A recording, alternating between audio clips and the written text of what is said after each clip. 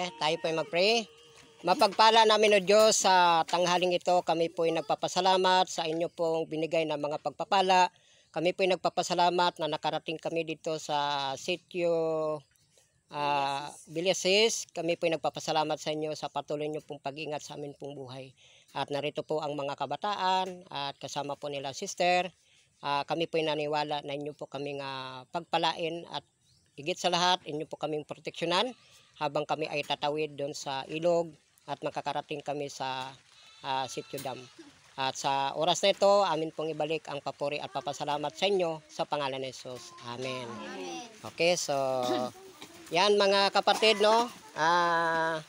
Kapatid namin sa Lagasca, so babalik naman kami sa dam. So before kami nag-worship o nag-devotional kami.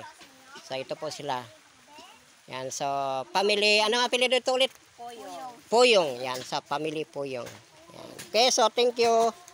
God bless. At kasama din po namin si anong pangalan nyo bro? Brother?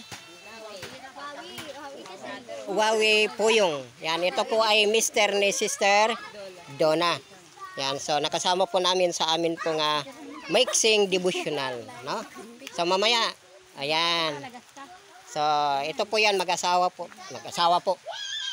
sila. So, ito po sila ay pamilya Poyong.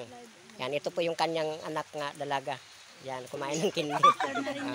Okay. So, marami pa po kami. Yan.